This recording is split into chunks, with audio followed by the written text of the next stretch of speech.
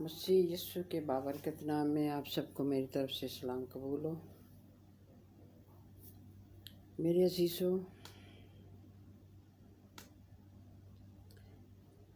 اس وقت 3:30 ہونے والے ہیں اور میں بیٹھی ہوں، خداؤں سے دعا کر رہی ہوں پاسٹر وکی کی فیملی کے لیے، جڑا والا کے لوگوں کے لیے، اور ہمارے لوگ جو مصیبت میں ہیں اس وقت ان کے لیے کہ خداوند ان کی مشکلات کو دور کرے اور کوئی ایسی راہ ہموار کرے جس سے ہماری پوری قوم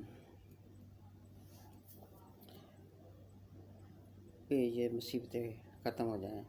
میں بھرپور مذمت کرتی ہوں اس بات کی کہ جو پولیس والے 24 گھنٹے نگرانی کر رہے ہیں، ان کے گھر میں زنجیریں لے کر بیٹھے ہوئے، کیا وہ کوئی ڈاکو ہے، لٹیرا ہے پادری وکی، جس کے اوپر اس طریقے سے تم ظلم و ستم کر رہے ہو؟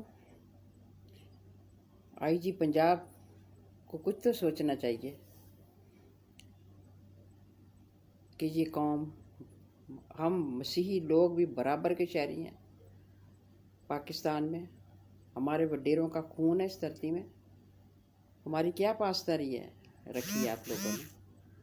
شروع سے اکٹھے رہ رہے تھے، کوئی ایسی بات نہیں تھی، ابھی کیا ہو گیا کہ اقلیت کو نشانہ بنایا ہوا ہے اور ایک نوجوان خدا کا خادم، اس کو کس طریقے سے ہراساں کیا گیا، گولی ماری گئی، اور الٹا ابھی اس کو کہہ رہے ہیں کہ تم بولو کہ میں نے یہ آیتیں لکھی تھی، میں نے یہ گولی خود اپنے آپ کو ماری۔ کون اتنا گنونا کام کر سکتا ہے؟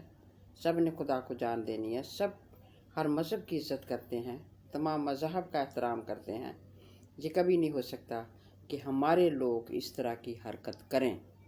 میں اعلانیہ کہتی ہوں، گارنٹی سے کہتی ہوں، ہمارے مسیحی کوئی، کیونکہ وہ بائبل پڑھتے ہیں، دعا کرتے ہیں، خدا کا خوف ان کے دل میں ہے، کبھی ایسی حرکت کر ہی نہیں سکتا کوئی۔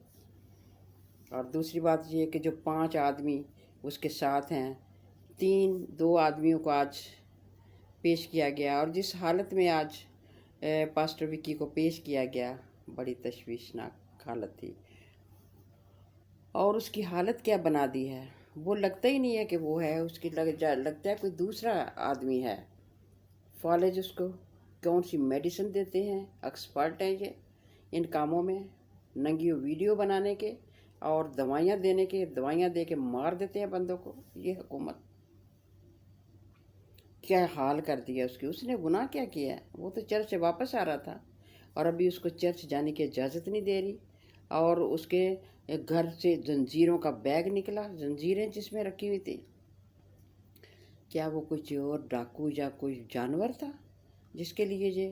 اور غزالہ شفیق پاسٹر وہاں سے آئی، کراچی سے، اس کے ساتھ اس کا ایڈوکیٹ لوک ایڈوکیٹ اس کے ساتھ تھا، اور وہ اس کا پتہ کرنے آئے کہ کس حال میں ہیں، اور ان کو تشدد کا نشانہ بنایا۔ واہ، کیا جمہوریت ہے اس پاکستان کی! جگ ہسائی ہو گئی، باہر تمام ممالک تو لانتے دے رہے ہیں، اور اس جمہوریت پر نہ کوئی قانون ہے یہاں، نہ کوئی کسی نام کے کوئی انصاف ہے یہاں پہ، ٹکے میں انصاف بک رہا ہے، سب کچھ بک رہا ہے یہاں پہ، انصاف کون کرے گا؟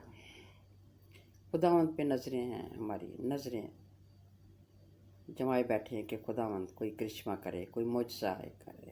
وہ معجزات کا خدا ہے، وہ کرے گا، ہمارا ایمان ہے، ہم زندہ خدا کو ماننے والے لوگ ہیں۔ اتنا رحم، اتنا ظلم کرو کہ تم پر بھی رحم خداوند کرے، ہماری دعا ہے خدا آپ پر رحم کرے۔ نہ کرو اس طریقے سے، اس کی فیملی کو آزاد کرو، اس کو آزاد کرو، وہ تو پہلے ہی مر رہا ہے، وہ تو پہلے ہی مرا ہوا ہے۔ ایک مرے کو مارنا کہاں کی جمہوریت اور کہاں کی بہادری ہے یہ؟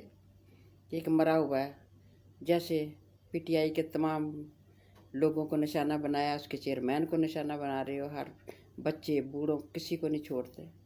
آخر خدا کو جان نہیں دینی تم لوگوں نے؟ اور پولیس والوں میں تمہیں کہتی ہیں تمہارے اندر تمہارے سینے میں کوئی انسان کا دل نہیں ہے کہ تم ترس کھاؤ؟